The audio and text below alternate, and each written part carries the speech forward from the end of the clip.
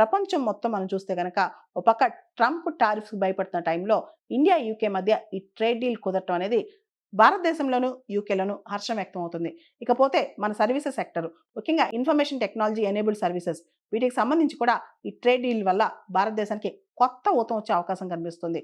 ముఖ్యంగా మన వాళ్ళు ఎవరైతే ఐటీ ప్రొఫెషనల్స్ కానీ, ఈ సర్వీస్ ప్రొఫెషనల్స్ కానీ యూకేకెళ్ళి పనిచేస్తారో వాళ్ళు సోషల్ సెక్యూరిటీ కంట్రిబ్యూషన్స్, మనకి జీతం వచ్చే జీతంలో 60-70% ఎక్కువగా అక్కడ సోషల్ సెక్యూరిటీ ఇన్సూరెన్సెస్, కంట్రిబ్యూషన్స్‌కి వెళ్ళిపోద్దనమాట. అయితే 3 సంవత్సరాల వరకు పనిచేస్తున్న ఎవరైతే ప్రొఫెషనల్స్ ఉంటారో వాళ్ళు యూకేకెళ్ళినప్పుడు ఈ కంట్రిబ్యూషన్స్ ఇక మీదట అంత పే చేయాల్సిన అవసరం లేదనమాట. అంటే వీళ్ళేదైతే అక్కడికెళ్ళి సంపాదిస్తారో ఇండియన్స్ ప్రొఫెషనల్స్, అదంతా కూడా సోషల్ సెక్యూరిటీకి ఎక్కువ పే చేయాల్సొస్తాయి. ఇప్పుడు ఈ కొత్త డీల్ ప్రకారం ఆ సోషల్ సెక్యూరిటీకి దాదాపు తక్కువ పే చేసే అవకాశం కనిపిస్తుంది.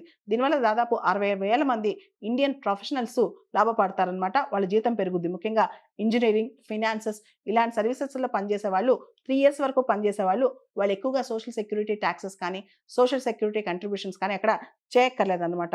సో, 20-30% వాళ్ళ సాలరీ మొత్తం సేవ్ అయ్యే అవకాశం కనిపిస్తుందనమాట.